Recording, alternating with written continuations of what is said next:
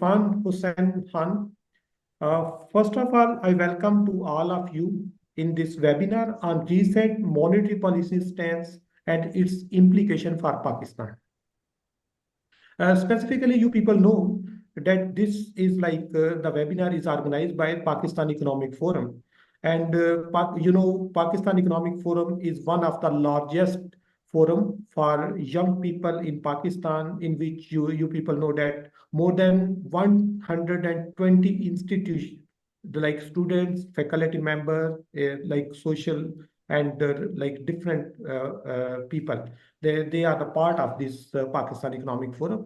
And this webinar is the effort of Pakistan Economic Forum for the skill development, for learning opportunities for the youth, for early career professionals and mid-career professionals. You people know that this regarding this webinar, monetary policy आपको शायद idea हो कि एक दिन पहले central bank of Pakistan ने monetary policy committee में एक बहुत बड़ा डिसीजन लिया है कि उन्होंने पॉलिसी रेट को रिड्यूस कर दिया है। और ये पॉलिसी रेट पाकिस्तान में 22% से कम होते होते 2018 और इस वक्त 12%, नियरली 10% इसमें रिडक्शन हुई है। और इस रिडक्शन से एक बड़ा इम्पैक्ट आता है डिफरेंट सोशियो इकोनॉमिक इंडिकेटर्स पे। और उस पर बात करने से पहले, अपने गेस्ट को इंट्रोड्यूस करने से पहले जस्ट 1 मिनट आपको ब्रीफ कर दूं कि जो monetary policy of central bank होती है, इसका दो मुख्तलिफ एंगल से इकोनॉमी को मैनेज करते हैं। Number 1 is the interest rate management and second 1 is the money supply. और इनका अल्टीमेट जो गोल होता है, that is to manage the stability in the prices and financial market stability. और पाकिस्तान में अगर देखा जाए तो इसका एक प्रॉपर एक थ्योरेटिकल फ्रेमवर्क होता है, एक चैनल होता है कि जिस वक्त सेंट्रल बैंक पॉलिसी रेट में चेंज करता है, देन ऑटोमेटिकली उसका इम्पैक्ट इंटरेस्ट रेट पे होता है। और जिस वक्त इंटरेस्ट रेट होता है, इंटरेस्ट रेट बेसिकली आपकी कास्ट ऑफ मनी होती है, कास्ट ऑफ बोरोइंग होती है कि किस तरह उसको वो फर्दर आपकी बिजनेस एक्टिविटी में, आपकी एक्सपोर्ट्स में, आपकी एम्प्लॉयमेंट जनरेशन में रोल प्ले करके उसका रिलीफ एक आम बंदे तक पहुंचता है। और अगर हम इंटरेस्ट रेट को देखें तो जिस वक्त इंटरेस्ट रेट कम होता है, वो लोगों को मोटिवेट करती है कि वो सेव कम करें और अपनी कंजम्पशन को हाई करे। और जो कंजम्पशन है वो एग्रीगेट डिमांड की तरफ चलती है और वो पूरी इकोनॉमी का एक जो वो साइकिल है वो कंप्लीट होता है। So this is the main focus of monetary policy कि किस तरह वो प्राइसेस को स्टेबल रखते हैं, वो फाइनेंशियल मार्केट को स्टेबल रखते हैं और किस तरह आपकी जो एम्प्लॉयमेंट जनरेशन में उसका रोल होता है, ये उसका थीम है। और उनने जो पॉलिसी रेट चेंज किया है उससे किस तरह इम्पैक्ट होगा, उस पर आज हमारे पास 3 सीनियर पैनलिस्ट हैं, जिनमें सबसे पहले मैं इंट्रोड्यूस कराने में डॉक्टर तलत अनवर साहब को वेलकम भी करता हूं। और डॉक्टर साहब जो है, डॉक्टर साहब did PhD from university of Sussex and this is one of the leading university in development studies. Dr. Talat Anwar has 38 years of experience in teaching, in research and in like various policy making institution। और doctor साहब का जो experience है, इन्होंने central bank के साथ काम किया है, इनका पाइड के साथ काम है, यूनिसेफ के साथ डॉक्टर साहब ने काम किया है, UNDP के डिफरेंट प्रोजेक्ट्स में डॉक्टर साहब अपनी जो एक्सपर्ट ओपिनियन और कंसल्टेंसी सर्विसेज देते हैं। And currently doctor Talat Anwar is working at state bank of Pakistan memorial chair in Bahauddin Zakaria university Multan. Doctor साहब, welcome and thank you very much for your quality time, for the skill development, for learning opportunity for our like economists and our students. Our second panelist is Dr. Atikur Rahman. Doctor Atikur Rahman की एक जो सबसे पहले तो ये they are working as associate professor in Kashmir institute of economics in university of AJK. Dr. Saab has the experience of working with PIDE, International Islamic University, and different research organization. And a good thing is Dr. Saab are regularly, Dr. Atiq is regularly publishing their like intellectual work in various English and Urdu newspapers of Pakistan. तो और इसके साथ जो अच्छी चीज़ है, doctor साहब monetary economist भी हैं और इकोनोमेट्रिक्स पे इनकी बहुत अच्छी ग्रिप है। He is a very good data scientist. इनको आइडिया है कि किस तरह एक इकोनॉमिक इंडिकेटर चेंज होने से कौन कौन सी चीजें जो है उससे वो पॉजिटिव इम्पैक्ट होती हैं, कौन सी नेगेटिव होती हैं। और specifically if we are talking with specifically regarding today's webinar on monetary policy stand and its implication for Pakistan, तो डॉक्टर साहब का एक अच्छी इस पे ग्रिप है। और third panelist is doctor Mohammad Ali Kamal. Doctor Mohammad Ali कमाल जो है ये इस वक्त लाइक इनने पाइड में काम किया हुआ है, इंटरनेशनल ऑर्गेनाइजेशन के साथ काम किया हुआ है, and currently he is working like as chief sustainable development goals. और इसके साथ इनकी ट्रेड पे स्पेशलिटी है, and he is working as SDG chief in ministry of planning and special initiative. So, first of all, I want to like appreciate the efforts of Pakistan Economic Forum CEO Irfan Hussain Khan, जो इतना खूबसूरत panel, इतना experts का panel कि the most relevant people like if we are talking about monetary policy, तो monetary policy के लिए we have SBP chair, central bank ये सारा इनिशिएटिव लेता है, इसको मॉनिटर करता है, इसको मैनेज करता है, and we have SBP chair professor Dr. Talat Anwar. Then we have data scientist Dr. Atikur Rahman, and we have like Dr. Muhammad Ali Kamal, trade expert and like expertise in public policy making. So thank you very much Irfan, thank you very much Dr. Talat Anwar, thank you very much Dr. Atikur Rahman and Dr. Muhammad Ali Kamal for their quality time. आज की जो, क्योंकि जिस तरह बताया है, एक बहुत इंटरेस्टिंग डिबेट है कि हुकूमत पाकिस्तान ने इंटरेस्ट रेट पॉलिसी रेट को स्विच किया है, और वो कम होते होते इस वक्त 12% पे आ गई है।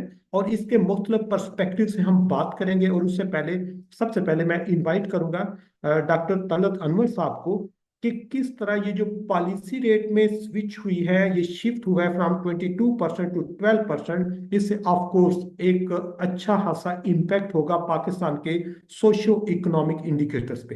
तो डॉक्टर साहब थोड़ा सा हमें ब्रीफ करेंगे कि किस तरह policy rate socio economic indicator को, देन स्पेसिफिकली थोड़ी सी इस पे हम डॉक्टर साहब को रिक्वेस्ट करेंगे to talk about the impact of this policy rate on inflation in Pakistan and employment generation in Pakistan.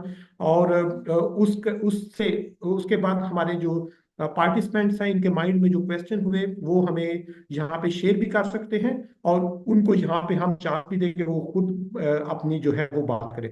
तो डॉक्टर साहब please welcome you in this webinar. तो आपकी हम जो है वो इस पे जो एक्सपर्ट ओपिनियन है, तो उसमें हमारे स्टूडेंट बहुत क्रेजी हैं आपको सुनने के लिए। डॉक्टर साहब welcome. Assalamu alaikum. Thank you very much, Dr. Sami Saab and Irfan, for inviting me to discuss on recent monetary policy stance in Pakistan.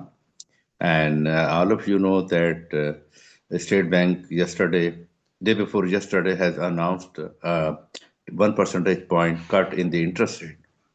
So State Bank, as you know, that earlier State Bank has been pursuing contractionary monetary policy from June, last year, I think, for the past 6 months, they maintain a very high interest rate up to 22% level, which was very high compared to the regional countries or other, international countries. So first of all, I would like to tell you how monetary policy, what is the background of this monetary policy. Different various a government can pursue various monetary policy. It can be a contractionary or it can be an expansionary monetary policy. So in different regime. So as all of you know that Pakistan economy remain in crisis since 2018, owing to expansionary macroeconomic policies or economic policies pursued during the last 2 decades. So in past, what happened, an expansionary monetary policy led to a high inflation and an unsustainable current account deficit in fiscal year 2018 and as well as fiscal year in 2022. So as a result, inflation rose to at a very high level at 38% in fiscal year 2023. Last year, in May, inflation was very high at 38%. So, in order to control the inflation, SBP maintained a contractionary monetary policy since April 2022. So, when we have contractionary policy, monetary policy, SBP increased the policy interest rate. So SBP increased policy interest rate from 12% in April 22 to 22% in June 2023, and they kept it high until July 2024. Excuse me, Dr. Talesab, will you please make a Urdu as well, अच्छा ताकि हम लोग बच्चे जो हैं वो समझ सकें कि है क्या, ये मैकेनिज्म है क्या. प्लीज. जी थैंक यू बिल्कुल. सर. Thank you. अच्छा, अब मैं ये बिल्कुल बहुत अच्छा किया, मुझे रिमाइंड करा दिया, क्योंकि अच्छा है कि सबको नेशनल लैंग्वेज में हम बताएं. तो देखें, जब 2022 में इन्फ्लेशन यानी why a government pursue a contractionary और वाई और एक्सपेंशनरी पॉलिसी. देखें, जब कॉन्ट्रैक्शनरी पॉलिसी इसलिए परसू करने की ज़रूरत होती है कि पास्ट में गवर्नमेंट ने जो है ना बहुत ज़्यादा फिजिकल एक्सपेंशन की है, फिजिकल डेफिसिट बहुत हाई है. जब आप सब जानते हैं कि बजट डेफिसिट, जिसे फिजिकल डेफिसिट भी कहते हैं, वो हाई होता है, तो आपका करंट अकाउंट डेफिसिट भी बहुत हाई हो जाता है. तो 2018 में ये हुआ कि physical deficit, current account deficit $20 billion का था. तो उसका और हमारे पास फॉरेन एक्सचेंज रिजर्व नहीं थे कि हम $20 बिलियन जो है ना, उससे अबव जो है ना हम फाइनेंस कर सके अपने करंट अकाउंट डेफिसिट को अगले साल के लिए. तो उसके नतीजे में हमें आईएमएफ के पास जाना पड़ा 2018 में, और आईएमएफ के पास गए, और जब आईएमएफ के पास जाते हैं तो वो टिपिकल पॉलिसी प्रिस्क्रिप्शन होते हैं कि हाई इंटरेस्ट रेट कर दें और एक्सचेंज रेट डिवैल्यूएशन कर दें, ताकि हाई इंटरेस्ट रेट होने से यानी मनी सप्लाई कॉन्ट्रैक्ट हो जाती है, कम हो जाती है मनी सप्लाई जो हाई थी because of the physical expansion. और एज वेल एज जब हम डिवैल्यूएशन करते तो हमारी जो है ना मजीद जो है ना मॉनेटरी पॉलिसी, जो मनी सप्लाई कॉन्ट्रैक्ट हो जाती है. दूसरे ये कि यानी उस वक्त हमारे पास रिजर्व नहीं थे, तो वो पीरियड ये था 2018 से 2022 तक हमने देखा कि करेंसी भी डिवैल्यू हुई, 105 से 180 तक गई, और उसके बाद फिर 2022 में भी ये क्राइसिस आया, क्योंकि वहाँ उस वक्त भी गवर्नमेंट की एक फिजिकल एक्सपेंशन हुई थी. फिजिकल एक्सपेंशन का मतलब ये है कि गवर्नमेंट के पास रिसोर्सेज नहीं है और वो नोट छाप रही है. यानी when government borrowing is too high, अगर गवर्नमेंट स्टेट बैंक से बारो कर रही है, इसका मतलब है कि गवर्नमेंट स्टेट बैंक को कह रही है भी मुझे इतने अरब रुपए के नोट छाप के दे दो. जब ज्यादा नोट छप जाएंगे तो उसका नतीजा ये होगा कि लोग शॉर्ट टर्म में सप्लाई ऑफ आउटपुट तो बढ़ाई नहीं जा सकती है, प्रोडक्शन बढ़ाई नहीं जा सकती है, तो उसका नतीजा इन्फ्लेशन की सूरत में निकलता है. ये क्लासिकल मैक्रो इकोनॉमिक थ्योरी है और क्वांटिटी थ्योरी ऑफ मनी है कि when U double the money supply, prices would be double and the value of money would be half. ये क्लासिकल वर्जन है. तो इसलिए ये पाकिस्तान में होता रहा है कि रिसोर्सेज नहीं है और नोट छाप के बजट डेफिसिट को फाइनेंस कर दिया, मॉनेटरी एक्सपेंशन कर दी. जब रिसोर्सेज नहीं होंगे, खाली नोट ही लोगों के हाथ में होंगे, और वहाँ यानी आउटपुट या गुड्स एंड सर्विसेज मार्केट में अवेलेबल नहीं होंगी, तो फिर इसका मतलब ये होगा, वो रिजल्ट जो है ना वो इन्फ्लेशन होगा. तो too much money chasing too few goods, जो एक मुहावरा है, वो इसमें पूरा आता है. अच्छा, आप देखें कि 2022 में भी यही हुआ कि उस वक्त तकरीबन 4 ट्रिलियन के यानी 4,000 अरब रुपए के नोट छापे गए. तो उसके बाद फिर हमें हमारी करेंसी भी डिवैल्यू होना शुरू हुई, क्योंकि जब हम नोट छापते हैं हमारी इंपोर्ट हाई हो जाती है, और गवर्नमेंट जो है ना गुड्स एंड सर्विसेज पे खर्च करती है, डिफरेंट प्रोजेक्ट पे खर्च करती है, चाहे वो इंफ्रास्ट्रक्चर के हो, चाहे वो किसी भी एरिया में हो. तो वो ज़ाहिर प्रोजेक्ट्स में फिर लोग इंपोर्ट कंजम्पशन लेवल हाई हो जाता, और इंपोर्ट्स जो है ना हमारी बहुत बढ़ जाती है. जब लोग ज़्यादा खर्च करते हैं तो पेट्रोल की इंपोर्ट भी ज़्यादा होती है, पेट्रोलियम रिक्वायरमेंट ज़्यादा हो जाती है. जब ये सारी चीजें ज्यादा हो जाती हैं तो फिर इम्पोर्ट बिल हमारा बढ़ जाता है, जिसके नतीजे में हमारा हाई करंट अकाउंट डेफिसिट होता है। अब आपने देखा कि ये दो मौके पे हुआ, एक 2018 में हुआ जब पिछली गवर्नमेंट गई 20 अरब का था, और एक 2022 में हुआ जब ये दो रिसेंटली जो गवर्नमेंट गई है 2022 में, ये तकरीबन 16-17 अरब डॉलर का जो है ना ये करंट अकाउंट डेफिसिट छोड़ के गई थी। और उस वक्त फॉरेन एक्सचेंज रिजर्व नहीं बचे थे, तो there was no option but to increase the interest rate. ठीक है, interest rate to control the money supply और to contract the money supply. जब मनी सप्लाई कॉन्ट्रैक्ट हो जाएगी तो उस सूरत में जो है ना फिर प्राइसेस नीचे आ जाएंगे, जैसा कि केस आप देख रहे हैं।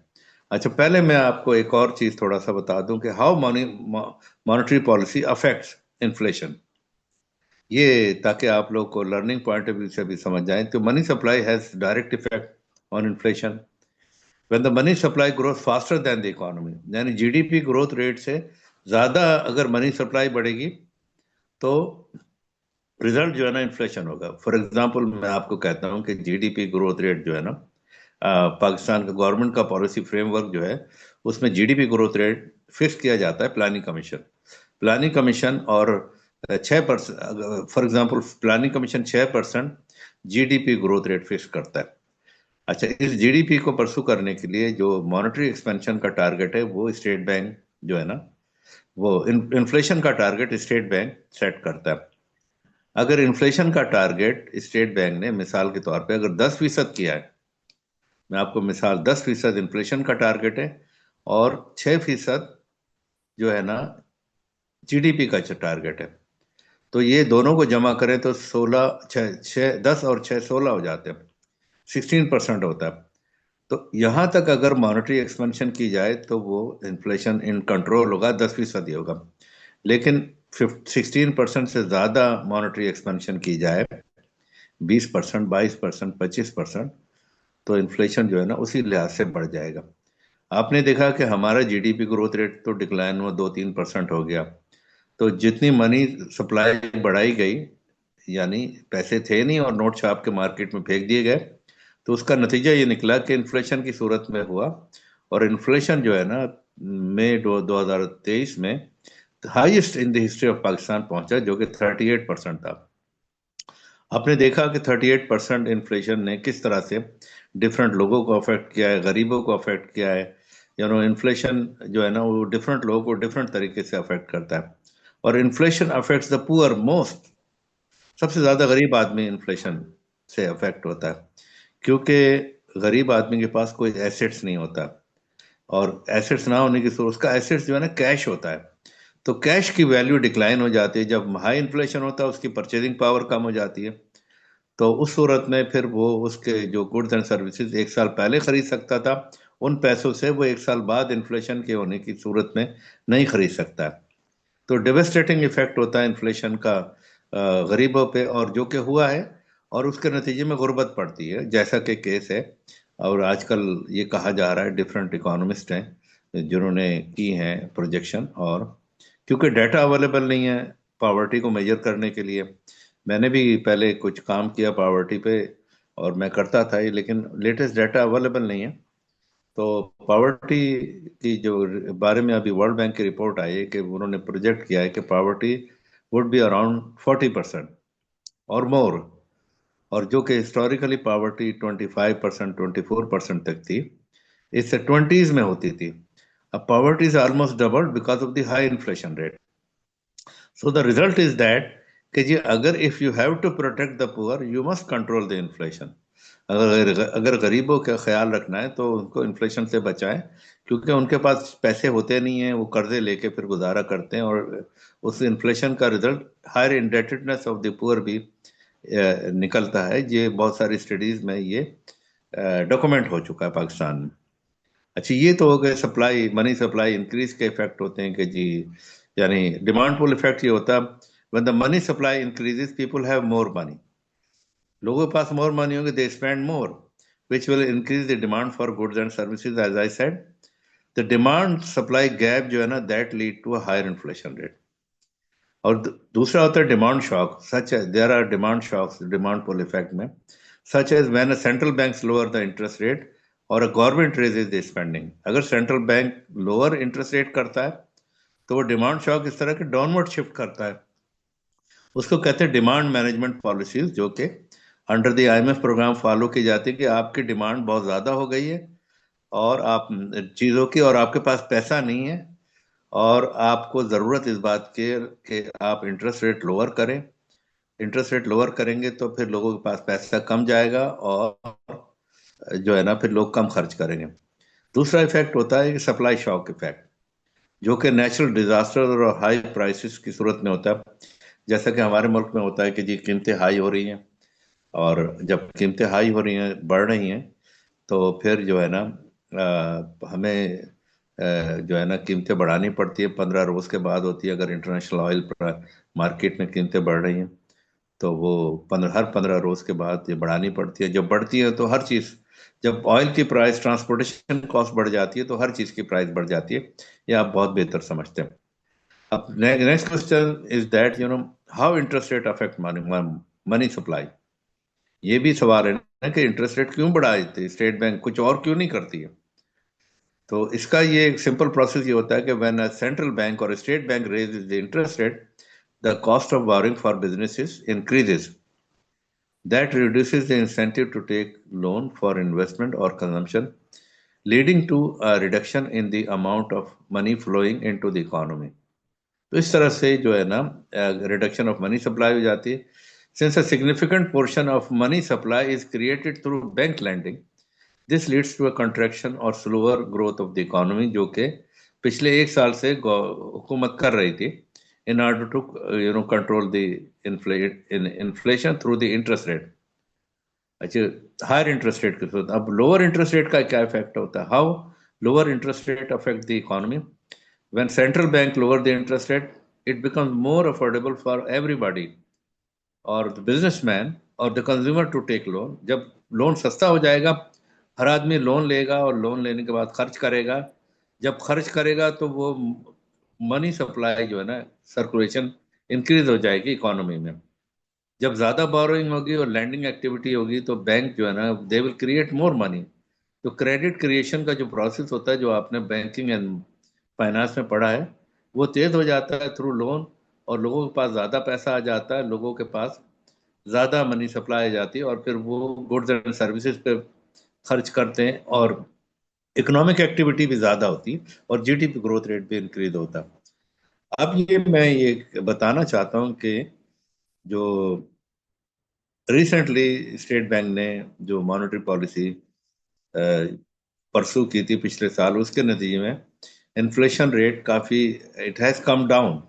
जो इन्फ्लेशन में 2023 में 38% तक पहुंचा था, और उसके नतीजे में स्टेट बैंक ने इंटरेस्ट रेट 11% से बढ़ाकर 22% पे कर दिया था, और तकरीबन यानी जून 23 से लेकर 22 तक, 24 तक, जून 24 तक कोई चेंज नहीं की थी। बड़ा हाई रखा था कई महीनों तक, 22% तक, जिसके इकोनॉमी पे बड़े एडवर्स इफेक्ट होते, क्योंकि इकोनॉमी में कर्जा अवेलेबल नहीं था, क्रेडिट एक्सपेंशन नहीं हो रही थी।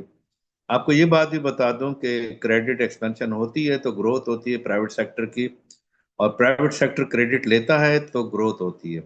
क्रेडिट चीप होंगे, कॉस्ट ऑफ बोरोइंग यानी इंटरेस्ट रेट कम होगा, तो प्राइवेट सेक्टर ज़्यादा लोन लेगा, ज़्यादा लोन लेगा तो ज़्यादा इन्वेस्टमेंट करेगा, यानी फिर इंडस्ट्रियल ग्रोथ होगी और इकोनॉमिक ग्रोथ होगी और एम्प्लॉयमेंट भी बढ़ेगा। लेकिन चूंकि स्टेट बैंक ने वो काफ़ी हाई रखा था, तो उसके नतीजे में GDP ग्रोथ रेट हमारा डिक्लाइन हुआ है, इकोनॉमिक एक्टिविटी भी डिक्लाइन हुई, और हमारा करंट अकाउंट डेफिसिट जो कि वो 3 या 4% ऑफ GDP था, यानी 16% था 2022 में, वो कम होके आजकल सरप्लस में आ गया है। यानी जो इंपोर्ट बिल भी हमारा कम हो गया, इंपोर्ट्स भी कम हो गई हैं, और हमारा ऑयल बिल जो है वो भी कम हो गया, ऑयल की रिक्वायरमेंट भी कम हो गई है। तो उसके नतीजे में आजकल जो करंट अकाउंट सरप्लस है स्टेट बैंक की मॉनेटरी पॉलिसी में, जैसा कहा गया है कि जी जो करंट अकाउंट जो है ना डेफिसिट से, जो 0.05% GDP से डेफिसिट से अब 0.05 सरप्लस पॉजिटिव में हो गया है पिछले 6 माह में।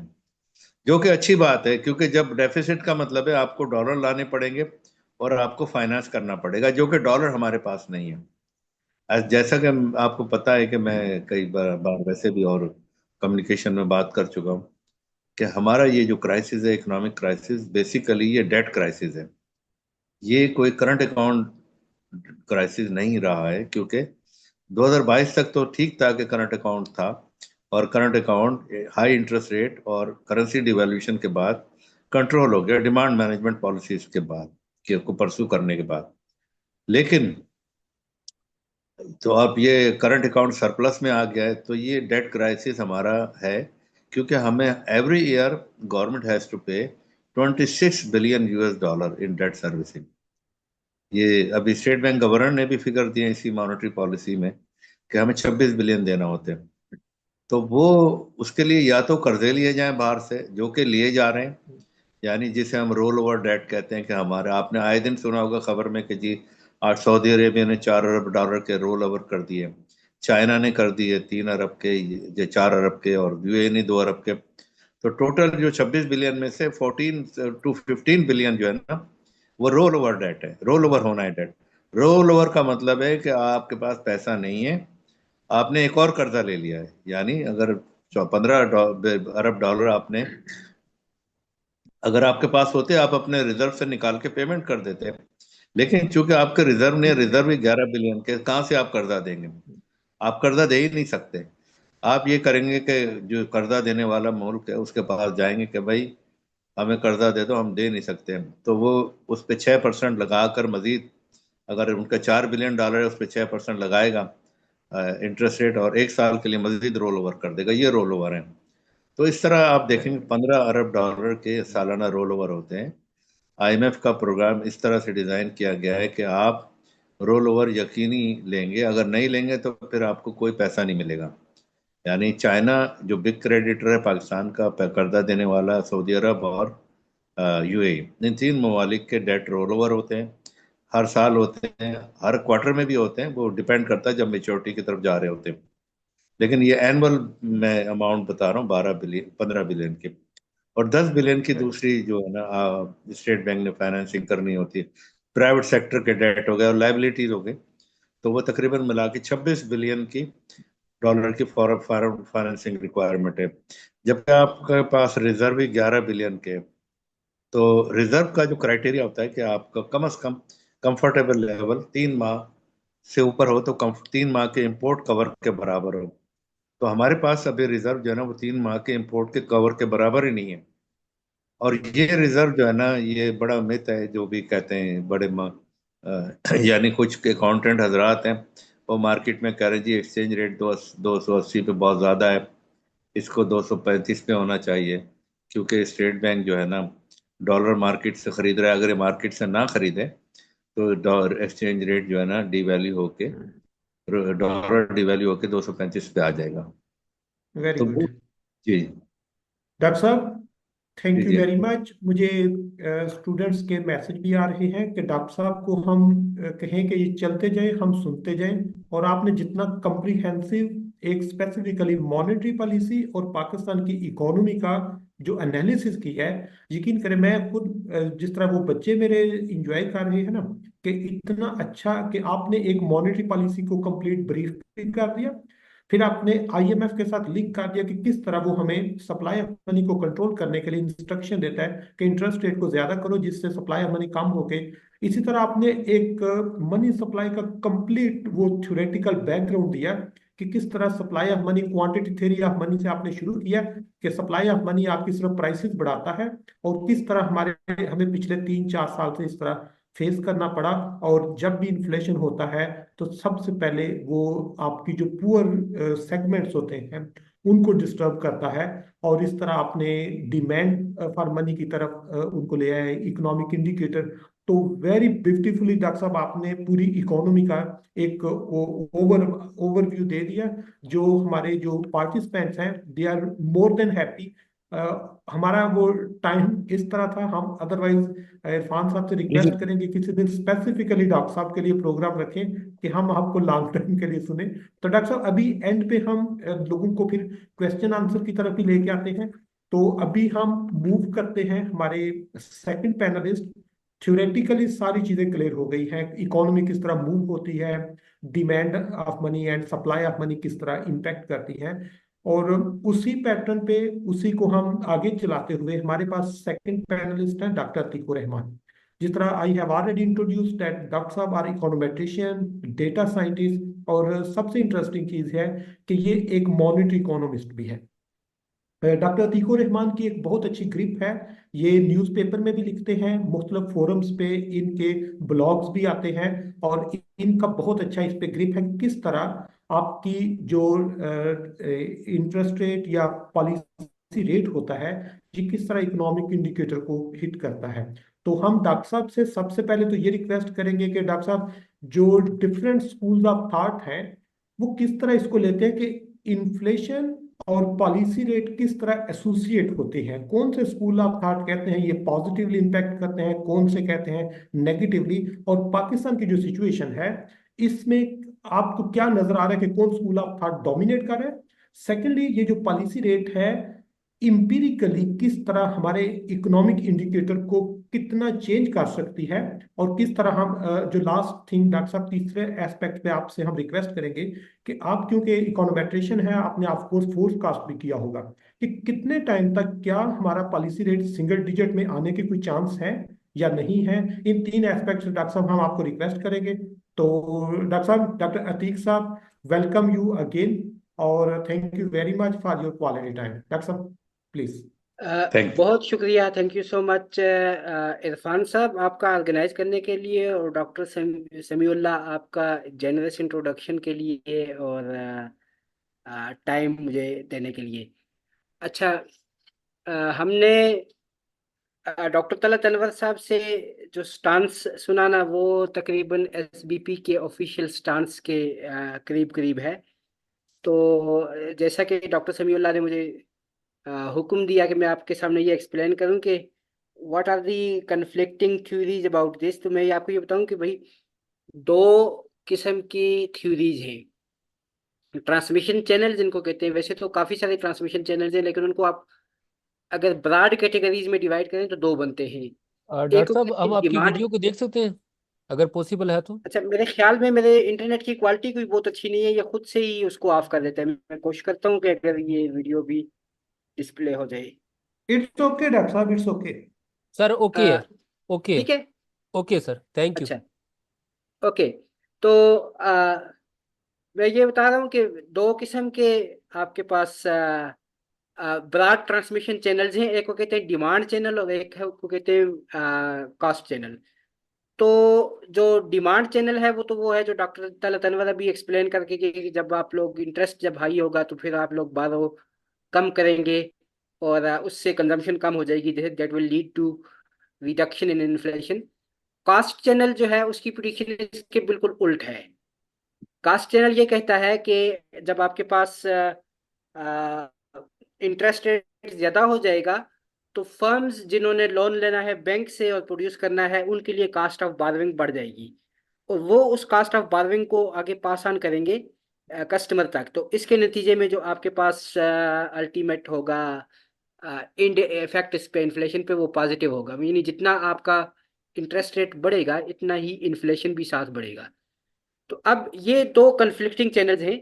अब इनकी मौजूदगी में देखें, होता यूं है कि एक होती है जो जैसे हमारे यहाँ मौलवियों की अप्रोच होती है रिलीजियस स्कॉलर्स की, कि पहले से एक फिरके के साथ एसोसिएटेड हैं, और अब हम जो है बस उसी फिरके ही की वकालत करेंगे, बजाय इसके कि हम जो है वो एम्पिरिकली एनालाइज करें या देखेंगे असल सोर्सेज जो है वो क्या कहते हैं। तो इसी तरह से ये इकोनॉमिक्स भी एक रिलीजन है। इसके अंदर जो फिरके हैं ना, उनमें जो डोमिनेंट फिरका है उसकी बात चलती है, जो फिरका डोमिनेंट नहीं है तो वो बेचारा दब के रह जाता है। ये जो मैं कास्ट चैनल की बात कर रहा हूँ ना, ये कोई नई बात नहीं है। In fact this is one of the oldest theory in economics. एक साहब थे, उनका नाम है जी थॉमस टूक। थॉमस टूक is probably the first monetary economist, जो उसको आप मॉनेटरी इकोनॉमिक्स का पाइनियर कह सकते हैं। उसके स्कूल ऑफ थॉट को कहते हैं banking school of thought, and banking school of thought is actually the cost channel. वो उसने यही कहा कि जब आप लोग इंटरेस्ट रेट बढ़ाओगे तो कास्ट ऑफ बोरोइंग बढ़ जाएगी और वो प्रोड्यूसर उसको पास ऑन करेगा कस्टमर तक, तो इसके नतीजे में इन्फ्लेशन बढ़ जाएगा। तो ये है पुरानी थ्योरी। इसके बाद जो है वो क्लासिकल व्यू डेवलप हुआ, जो डिमांड चैनल है, जिसको ऑफिशियली अडॉप्ट किया हुआ है स्टेट बैंक ने, और सिर्फ स्टेट बैंक ही नहीं बल्कि बहुत सारे सेंट्रल बैंक्स ने इसी को अडॉप्ट कर रखा है। अब बात यह है कि अगर आपके पास दो अलग अलग लॉजिक्स है ना, दो लॉजिकल चेन्स मौजूद है, तो होना यूं चाहिए देखें इसको, पहले आप ये समझें कि जो डिमांड चैनल है वो ये कहता है कि इन्फ्लेशन, इंटरेस्ट रेट को बढ़ाएं तो इन्फ्लेशन कम हो जाएगा। इसके अपोजिट में कास्ट चैनल ये कहता है कि अगर इंटरेस्ट रेट को बढ़ाएं तो इन्फ्लेशन भी बढ़ जाएगा। अब असल में क्या हो रहा है, ये हमें देखने की जरूरत है, बिकॉज अगर हमने रॉन्ग पॉलिसी चूज की तो वो काउंटर प्रोडक्टिव हो सकती है। हम जब इंटरेस्ट रेट को कम करना चाहें वो ज्यादा बढ़ सकता है। तो कहीं ऐसा तो नहीं कि हम जिस पॉलिसी को अडॉप्ट करें वो काउंटर प्रोडक्टिव है। तो अगर हमने ये चेक करना है तो उसके लिए बेसिकली हमें क्या करना चाहिए, एक एनालिसिस करना चाहिए जिसमें हमें पता चले कि कौन सा चैनल पाकिस्तान में डोमिनेंट है या किसी और दूसरी जगह पे डोमिनेंट है।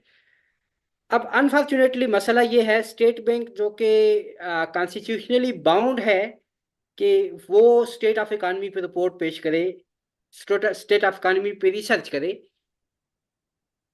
ये अनफॉर्चुनेट है कि स्टेट बैंक की वेबसाइट पे एक भी ऐसी रिपोर्ट मौजूद नहीं है जिसमें उन्होंने एनालाइज किया हो कि पाकिस्तान में कास्ट चैनल ज़्यादा इफेक्टिव है या डिमांड चैनल ज़्यादा इफेक्टिव है, क्योंकि ये डिसाइड करता है कि आपकी पॉलिसी काम करेगी या वो काउंटर प्रोडक्टिव होगी। अलबत्ता स्टेट बैंक की वेबसाइट पे एक आईएमएफ का बंदा है, उसका नाम है जेसिस फिलिप। जेसिस फिलिप का पेपर मौजूद है, वो कहता है कि यहाँ पे पाकिस्तान में कास्ट चैनल इफेक्टिव है, और उसके काउंटर आर्गुमेंट में स्टेट बैंक ने 2010 से लेकर आज तक कोई पेपर प्रोड्यूस नहीं किया। उसके बावजूद वो उस पॉलिसी को फॉलो किए जा रहे हैं जो बज़ाहिर काउंटर प्रोडक्टिव है। तो ये है जी मुख्तसर समरी कि आपके पास एग्जिस्टिंग जो थ्योरीज हैं जो लिटरेचर में मौजूद हैं वो क्या कहती हैं, लेकिन मैं आपको यहाँ पे पाकिस्तान में बताऊँ पाकिस्तान में क्या होता है। इधर कुछ और चैनल्स भी हैं, मतलब सबसे बड़ा यहाँ पे इस वक्त डेट टू जीडीपी रेशो, ये नहीं ग्लोब के मुकाबले में तो कोई ज़्यादा नहीं है लेकिन फिर भी खासी बड़ी है। अब होता यूं है कि जब आप लोग इंटरेस्ट रेट बढ़ाते हो तो उससे जो गवर्नमेंट के ऊपर डेट है उसके ऊपर जो मार्कअप पेमेंट करनी है वो इंक्रीज हो जाती है। जब गवर्नमेंट के ऊपर मार्कअप पेमेंट बढ़ जाती है तो उस मार्कअप पेमेंट के नतीजे में गवर्नमेंट को टैक्स बढ़ाने पड़ते हैं, सब्सिडी रिड्यूस करनी पड़ती है, और ये दोनों चीजें भी इन्फ्लेशनरी इफेक्ट की हामिल होती हैं। इनसे भी इन्फ्लेशन आता है। अब देखो पता है, आप लोग सुनते रहे हो ना कि हम जो है आधे पैसे किस पे खर्च कर रहे हैं जी, कर्जों की अदायगी पे, और बिकॉज ऑफ दोज कर्जाज द इन्फ्लेशन इज देयर। असल में आप डेटा उठा के देखें, आप उठा के देखें बजट डॉक्यूमेंट, उसमें एक पैसा भी डेट की रीपेमेंट के लिए रखा हुआ ही नहीं है। डेट की रीपेमेंट के लिए पैसे रखे ही नहीं होते। डेट जो है वो जिस तरह से डॉक्टर साहब यहाँ पे बता रहे थे कि एक्सटर्नल डेट रोल ओवर होता है, इस तरह डोमेस्टिक डेट भी सारा रोल ओवर हो रहा होता है। नया कर्जा लेते हैं उससे पुराना पे कर देते हैं, और चूंकि साथ इंटरेस्ट रेट भी इन्वॉल्व होता है तो अब नई दफा जो है आपको कर्जा बहुत ज्यादा लेना पड़ेगा। अच्छा, अब जब आप इंटरेस्ट रेट बढ़ाते हो तो उससे मार्कअप पेमेंट बढ़ जाती है, और वो मार्कअप पे करने के लिए आपको टैक्सेस बढ़ाने पड़ते हैं, सब्सिडीज रिड्यूस करनी पड़ती हैं, उससे इन्फ्लेशन आपका ज्यादा बढ़ जाता है। तो ये है जी जो पाकिस्तान में हो रहा है। इसके अलावा मैं आपको नहीं, मैं आपको ये बताऊं कि सर ने यहाँ पे काफ़ी सारी थ्योरीज एक्सप्लेन की, और आई एम वेरी सॉरी कि मैं उनसे डिसएग्री कर रहा हूँ। जैसे सर ने यहाँ पे ये कहा कि जब मनी सप्लाई में इंक्रीज होता है तो उससे इन्फ्लेशन बढ़ जाता है। बिल्कुल जी, टेक्स्ट बुक थ्योरी इसी तरह से कहती है, ऐसा ही है, और स्टेट बैंक जिस थ्योरी को फॉलो करता है वो ऐसा ही है। लेकिन जो रियलिटी है ना वो समटाइम इससे काफ़ी डिफरेंट होती है। मैं आपको बहुत सारी एग्जांपल्स बता सकता हूँ जिन्होंने बहुत हैवी मॉनेटरी एक्सपेंशन की और उसके नतीजे में इतना इन्फ्लेशन नहीं हुआ। मसलन ये आपको मैं यूनाइटेड स्टेट्स की एग्जांपल दूं तो 2020 में जो कोविड क्राइसिस आया था उसके बाद उन्होंने इतने डॉलर प्रिंट किए कि इस वक्त आपको जो डॉलर नजर आते हैं ना, उनमें 60% डॉलर वो है जो 2020 के बाद क्रिएट हुए, यानी जो नैरो मनी है वो उन्होंने रफली डबल से भी ज्यादा कर दी है। लेकिन वहां पे इन्फ्लेशन कितना हुआ, जो पीक इन्फ्लेशन है वो 9% तक किया था। तो अगर आप 4 सालों का जमा कर लें तो वो कितना बना जी, 36% बन जाएगा, राइट। तो अगर आप 100% से ज्यादा मनी सप्लाई में इंक्रीज करते हैं और उसके नतीजे में इन्फ्लेशन आपका सिर्फ 36% बढ़ता है, तो इसका मतलब है रियल टर्म में आपको एडवांटेज हो रहा है। अच्छा, पाकिस्तान ने इसका बिल्कुल उल्ट पॉलिसी अपनाई। पाकिस्तान ने क्या किया जी, यहाँ पे जब 2019 में पीटीआई की गवर्नमेंट आई तो इन्होंने क्या किया, उस वक्त 2019 के जून में पाकिस्तान के ऊपर तकरीबन 7,000 बिलियन का डेट था जो कि स्टेट बैंक से बारो किया हुआ था। और 2-3 महीनों में इन्होंने वो सारा डेट रिटायर कर दिया। कैसे? इन्होंने कमर्शियल बैंकों से बारो किया और कमर्शियल बैंकों से वो बारो करके सेंट्रल बैंक को पे कर दिया। और उसके पीछे लॉजिक क्या थी? लॉजिक ये थी कि भाई आईएमएफ इनसे कह रहा था कि भाई आप जो है इंटरेस्ट रेट को आप स्टेट बैंक से बारो ना करें, स्टेट बैंक का जो डेट है इन्फ्लेशनरी होता है। अच्छा, मजे की बात यह है कि यही जो आईएमएफ के लोग यहाँ पे बैठ के हमें एडवाइस कर रहे हैं कि आप सेंट्रल बैंक से बारो ना करें, ये जब अपने कंट्री में होते हैं तो ऐसी कोई एडवाइस नहीं होती। मसलन आप लोग जानते हो वो जो खातून थी जो आईएमएफ की हेड थी, क्रिस्टीना लिगार्ड। क्रिस्टीना लिगार्ड बाद में बन गई यूरोपियन सेंट्रल बैंक की हेड, ठीक है। तो जिस वक्त कोविड था उस वक्त वो यूरोपियन सेंट्रल बैंक की हेड थी। और उसके दौर में सारे ईयू मेंबर कंट्रीज ने अपने यहाँ बहुत ज्यादा मॉनेटरी एक्सपेंशन की, और उस मॉनेटरी एक्सपेंशन को क्रिस्टीना लेगार्ड ने कोई मना नहीं किया। लेकिन जब हमारी बात आती है तो क्रिस्टीना लेगार्ड की बिल्कुल एडवाइस बदल जाती है। अब हुआ क्या, मैं आपको ये बता रहा हूँ कि 2019 में 7,000 बिलियन का हमारे ऊपर डेट था जो कि सेंट्रल बैंक से हमने बारो किया हुआ था। और सेंट्रल बैंक चूंकि एक गवर्नमेंट का इंस्टीट्यूशन है, तो जब हम उसको इंटरेस्ट पे करते हैं तो वो फिर से गवर्नमेंट की ट्रेजरी में आता है। उसके बजाय गवर्नमेंट ने क्या किया जी, 7,000 बिलियन का डेट लिया कमर्शियल बैंकों से, वो पे कर दिया सेंट्रल बैंक को। अब उससे क्या हुआ, जब आप लोग 7,000 बिलियन मार्केट से पिक करोगे तो मार्केट में बहुत ज्यादा वो मनी सप्लाई में कमी हो जाएगी, फंड्स की अवेलेबिलिटी कम हो जाएगी। तो बेसिकली जब जब कमर्शियल बैंकों को 7,000 बिलियन का एक कस्टमर अवेलेबल है, तो फिर उन्हें क्या पड़ी है कि वो मुझे और आपको फाइनेंस करें, वो मुझे और आपको लोन क्यों देंगे। तो उसकी वजह से बिजनेस में रिडक्शन होती है, लोगों के लिए जो बिजनेस की सिचुएशन है वो ज्यादा से ज्यादा टफ होती है। और ये सारा काम करवाया किस उम्मीद पे गया, in the hope to reduce inflation, क्योंकि पॉलिसी का एक ही पर्पज था कि इन्फ्लेशन रिड्यूस हो जाए। अब आप मुझे ये बताएं, आप लोगों की नजर है डेटा पे, कम से कम इतना तो सब जानते हैं 2019 के बाद इन्फ्लेशन कितना कम हुआ था। तो without having any reduction in inflation हमने वो 7,000 का बर्डन हमारे अपने ऊपर डाल दिया। उसके बाद हमने इंटरेस्ट रेट को इतना हाई रखा, उसकी वजह से जो हमारे पास हजारों बिलियन के हिसाब से हम हर साल पैसे पे करते रहे इन वैन विदाउट एनी बेनिफिट। हम इस होप में कंज्यूम करते रहे, पैसे बैंकों को, कमर्शियल बैंकों को देते रहे कि इससे इन्फ्लेशन कम होगा, लेकिन इन्फ्लेशन कम नहीं हुआ। अब सर ये बता रहे हैं कि 2023 में बहुत tight monetary policy, 22% interest rate, तो उसकी वजह से इन्फ्लेशन रिड्यूस हो गया। अगर आपको मैं मेरे ख्याल में अभी मेरे पास इस वक्त वो स्लाइड्स मौजूद नहीं है, फिर किसी वक्त इंशाल्लाह आपको मैं दिखाऊंगा। बेसिकली हुआ क्या है कि 22 के आखिर में यूनाइटेड स्टेट्स में इन्फ्लेशन रिड्यूस होना शुरू हो गया। और यूनाइटेड स्टेट्स में इन्फ्लेशन कम होने का मतलब ये है कि ग्लोबल इन्फ्लेशन रिड्यूस हो रहा है। और जब ग्लोबल इन्फ्लेशन रिड्यूस होता है तो फिर उसका पाकिस्तान पे इफेक्ट आएगा। ये इन्फ्लेशन पाकिस्तान में सारे का सारा बेसिकली इंपोर्ट्स के साथ उस पर डिपेंडेंट होता है। और उसमें दरमियान में एक और चीज इन्वॉल्व हो जाती है, वो है आपका एक्सचेंज रेट। तो जब एक्सचेंज रेट आपका डेप्रिशिएट होगा, करेंसी डिवैल्यू होगी, या एक्सटर्नल मार्केट में जो फॉरेन मार्केट है उसमें इन्फ्लेशन होगा, तो उस वक्त आपको भी इन्फ्लेशन फेस करना पड़ेगा। तो अब उसको कंट्रोल करने का हमारे पास कोई वे नहीं है। हम लोग यहाँ पे सर ये बता रहे थे कि स्टेट बैंक जो पॉलिसी इस्तेमाल कर रहा है इसको डिमांड मैनेजमेंट पॉलिसी कहते हैं। तो जब आप लोग कोई कमोडिटीज ग्लोब से परचेज कर रहे हो ना, तो डिमांड मैनेजमेंट तब इफेक्टिव होगी जब आप लोग ग्लोबल लेवल पे रिजेक्शन कर सको, ठीक है। तो क्या हम लोग यहाँ पे ऑयल की कंजम्पशन कम करके या किसी और चीज की कंजम्पशन कम करके ग्लोबल मार्केट को इफेक्ट कर सकते हैं? बेसिकली आप ये समझें कि पाकिस्तान की इकानमी जो है इस वक्त ग्लोबल मार्केट का जस्ट 0.4% है, आधा परसेंट भी नहीं है। ठीक है, सपोज अगर पाकिस्तान की इकानमी बिल्कुल शट डाउन हो जाती है तो ग्लोबल इकानमी पे आधे परसेंट का भी फर्क नहीं पड़ने वाला। अब मुझे ये बताएं कि पाकिस्तान जो है वो कैसे ग्लोबल डिमांड को इफेक्ट कर सकता है और यहाँ पे डिमांड मैनेजमेंट पॉलिसी किस तरह से इफेक्टिव हो सकती है। तो डिमांड मैनेजमेंट पॉलिसी ना इफेक्टिव होनी थी ना हुई। अलबत्ता ये कि हम जो है ना कमर्शियल बैंकों को खूब नवाजते रहे।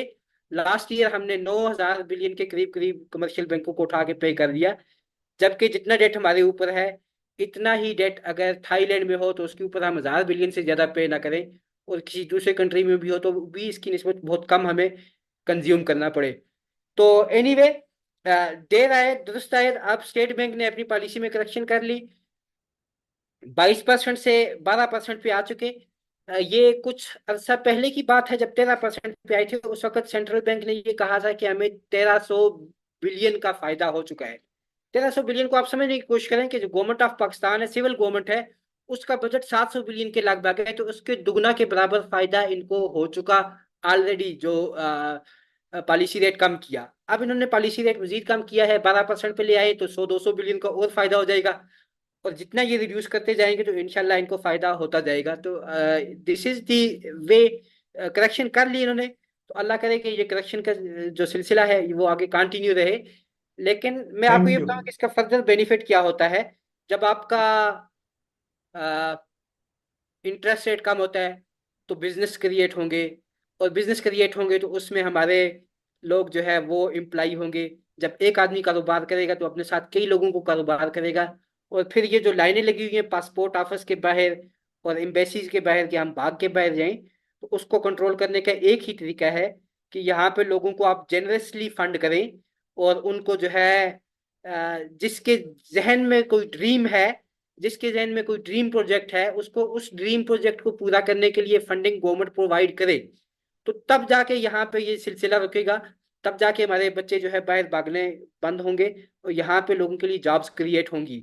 मैं पता नहीं, टाइम मेरे ख्याल में मैं ज्यादा ले रहा हूँ, मैं 2 मिनट में आपको एक एग्जांपल दे के फिर उसके बाद जो है एंड करता हूँ कि इटली में कोविड ने चाइना के बाद सबसे ज्यादा इटली को हिट किया।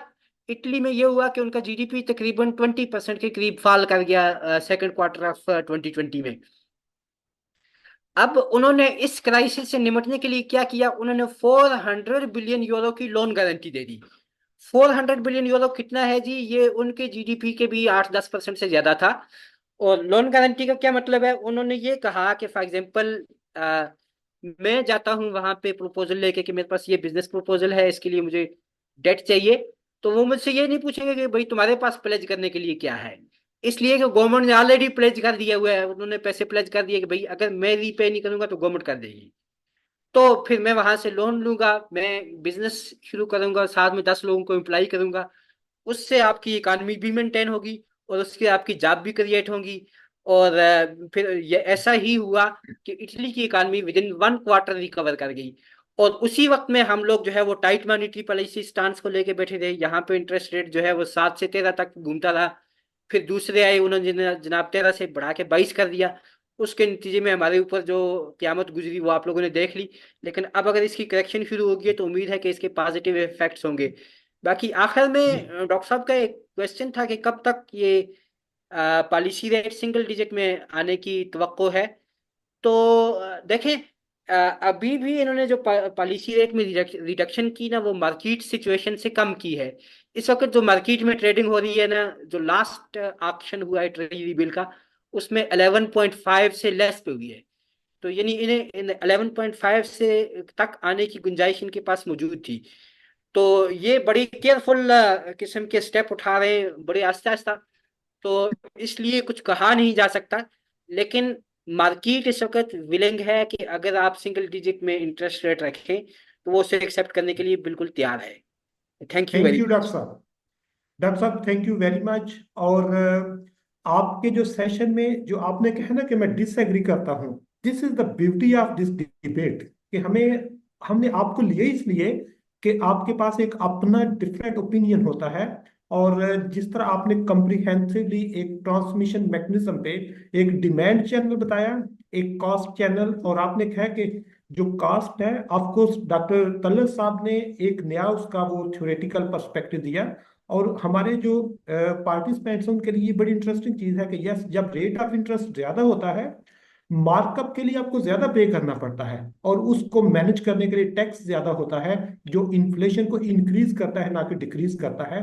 And this is very good, like वो आपकी इनपुट है कि ये भी एक एस्पेक्ट है। और हमारे पास डिबेट पे वेरियस एस्पेक्ट होने भी चाहिए। और डॉक्टर साहब, आपका जो ये डिसएग्री नहीं, ये आपकी वो इस डिबेट की खूबसूरती है। और इसमें आपने जिस तरह आईएमएफ को उसमें रखा कि यस ऑफ कोर्स, कि उनकी इंस्ट्रक्शन हमारे लिए डिफरेंट है और अपने सेंट्रल बैंक के लिए डिफरेंट है। और यस, जो आपकी इटली की एग्जांपल है कि हम बेसिकली पुअर इकोनॉमीज में हमारे जो डॉक्टर इंस्टीट्यूशन समी है, साहब, हमारा सिस्टम सपोर्टिव उस तरह शायद डॉक्टर नहीं है। समी साहब, डॉक्टर समी साहब, ये डॉक्टर नदीम साहब सवाल लेना चाह रहे हैं, और प्लीज आपकी इजाजत हो तो। जी जी, please please, most welcome doctor साहब, doctor Nadeem welcome in the doctor session. Nadeemul Haq साहब। और डॉक्टर साहब, आपके क्वेश्चन से पहले हमें बहुत अच्छा लगा कि डॉक्टर अतीक साहब ने एक नया एस्पेक्ट दिया, डॉक्टर तलत साहब का एक और एस्पेक्ट था, और इससे बड़ा अच्छा एक एक्सपोजर मिलता है। और आपको देख के डॉक्टर साहब हमें वो बहुत अच्छा लगा, और हम आपको जरूर सुनना चाहेंगे। प्लीज डॉक्टर साहब। जी अस्सलाम वालेकुम जी। जी I think first of all तो मैं आपको कंग्रेचुलेट करूं, this is an excellent initiative thank and you. Full marks to you and Talat साहब एंड अतीक साहब। Really this is great, this is makes me so happy कि शुक्र है हम लोग without any PhD, without any government अली intervention. कमाल का भी आप नाम खुद ले ही लें, नाराज हो जाएंगे। अली कमाल साहब का नाम ले लेता हूँ यार, कमाल साहब का बेटा है, खुदा के वास्ते। अली कमाल तो मेरा भतीजा, अली कमाल को क्या नाम लूं ना लूं क्या फर्क पड़ता है। कमाल साहब मेरे उस्ताद थे, दोस्त थे, अली कमाल उनका बेटा है। अली कमाल माशाल्लाह is a wonderful man, great guy. मैं सिर्फ दो चीजें कहना चाह रहा था जी। एक तो ये कहना चाह रहा था कि माशाल्लाह मच कंग्रेचुलेशंस टू यू, ये खुदा के वास्ते करते रहे और जितना बढ़ा सकते हैं उसको बढ़ाएं, ठीक है। And anything that we can all do we must do it, this is the hope in rasta. But I think रास्ता में वो होप नहीं कबूल हुआ, यहाँ हो गया, अल्लाह ताला के मुझसे हैं, वहाँ नहीं हुआ तो यहाँ हो गया, बहुत अच्छी बात है। मैं सिर्फ दो तीन बातें कहना चाहता हूँ। एक तो अमेरिका और यूरोप की बहुत डिफरेंट सिचुएशन हमारे से। जो इंटरेस्ट रेट की बात होती है वो ये होती है कि there is an elasticity to money demand. Supply से तो होता है पर मनी डिमांड की भी बात है ना। मनी डिमांड पे इंटरेस्ट रेट जब बढ़ता है तो सप्लाई तो ऑब्वियसली गिरती है, बट बिकॉज डिमांड गिर जाती है, बिकॉज लोग क्या कहते हैं वो मनी सप्लाई ज़्यादा डिपॉजिट करना चाहते हैं, यूज़ नहीं करना चाहते मनी। नंबर दो ये कि हमारी तो मनी सप्लाई, जो मनी डिमांड है बहुत इलास्टिक है, बिकॉज अगर ज़रा सा फर्क पड़ेगा तो हमारे लोग भाग जाएंगे डॉलर में या कहीं और, करेंसी सब्स्टिट्यूशन भी आ जाती है। जो अमेरिका यूरोप को एडवांटेज है, खासतौर पे अमेरिका को, ये है कि उनकी मनी डिमांड इन इलास्टिक है। हम सब डॉलर रखना चाहते हैं, हम सब डॉलर खरीदना चाहते हैं, they have a very different advantage. तो अगर क्रिस्टीन लगार्ड जैसे तीक साहब ने कहा उसने किया तो वो तो डिफरेंट बॉल गेम है, हम यहाँ नहीं कर सकते, हमारे पास वो चीज़ नहीं है। दूसरी चीज़ जो बहुत इंपॉर्टेंट है वो ये है कि जो डेट की बात है और करंट अकाउंट की बात है, क्वाइट फ्रेंकली हम एक्सचेंज रेट को नहीं समझ सक रहे।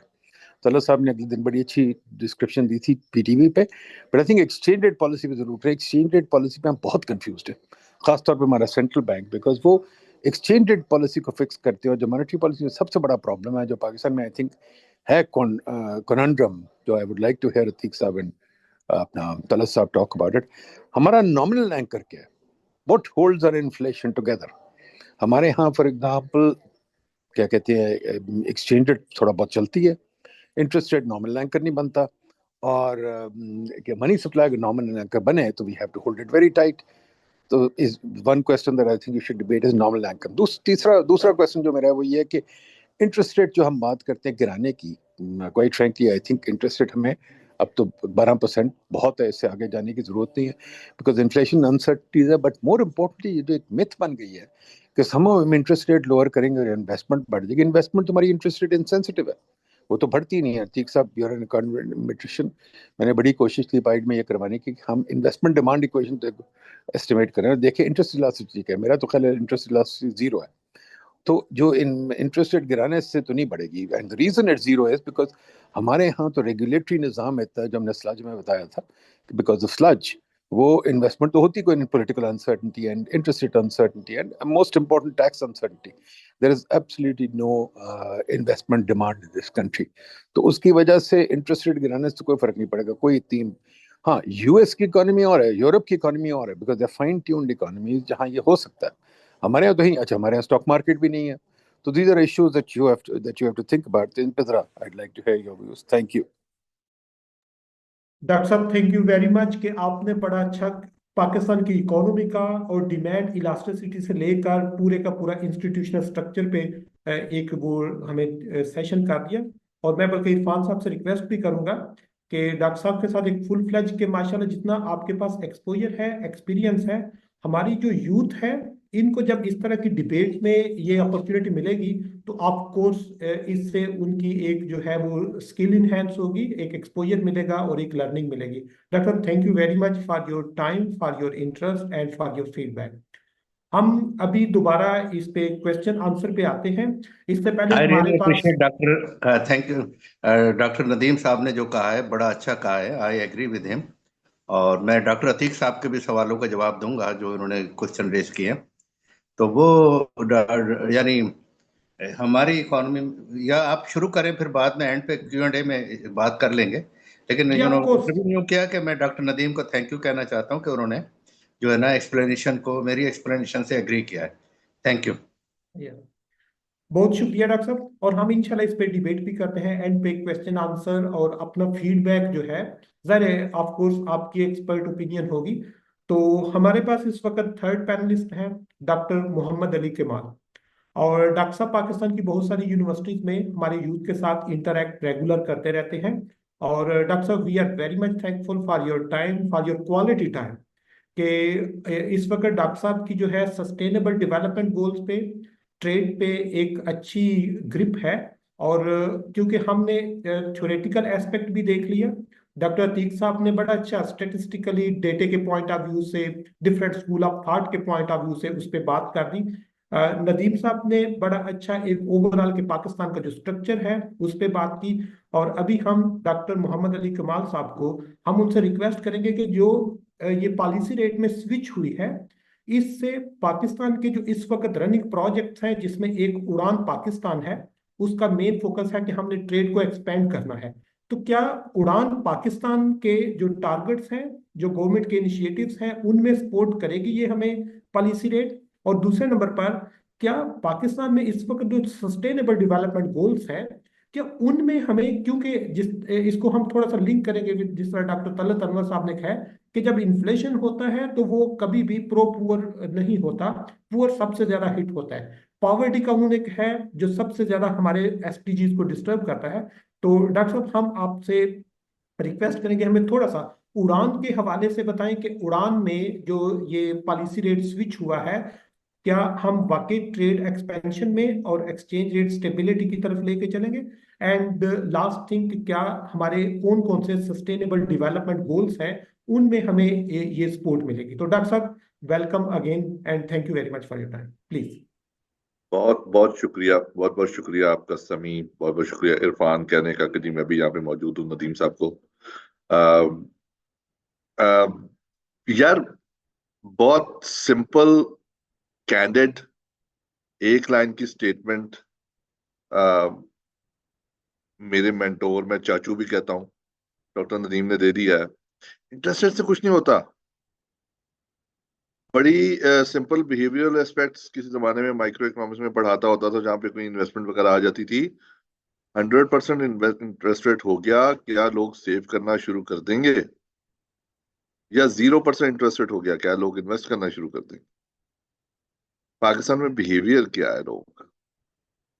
एक इस्लामिक कॉन्सेप्ट के ऊपर आके लोग कहते हैं जी इंटरेस्ट रेट चाहे 0 हो, चाहे 1 हो, चाहे 2 हो या 3 हो, हमें इंटरेस्ट रेट लेना ही नहीं है। सो पाकिस्तान की इकोनॉमी ऐसी है और पाकिस्तान में इन्वेस्टमेंट स्ट्रक्चर ऐसा है। स्लज की नदीम साहब ने बात की कि जिसकी वजह से इन्वेस्टमेंट नहीं आ रही। हम बुकिश नॉलेज से थोड़ा सा ऊपर अगर आकर देखें तो बुकिश नॉलेज में तो basically interest rate is the easiest variable जिसमें सेविंग और इन्वेस्टमेंट बिहेवियर को हम एक ग्राफ के अंदर शो कर सकते हैं। there are certain gazillions of indicators जिसके ऊपर इंटरेस्ट रेट डिपेंड करता है. But having said that, being a monetary economist या मॉनेटरिस्ट तो नहीं मैं अपने आप को कहता, लेकिन मॉनेटरी इकोनॉमिस्ट या मॉनेटरी इकोनॉमिक्स का student, I can say that there are several channels जिसकी वजह से वो इफेक्ट कर सकते हैं, जिसमें बैंकिंग चैनल भी, एक्सचेंज रेट चैनल भी है. कहीं ना कहीं थोड़ा थोड़ा इफेक्ट आता है.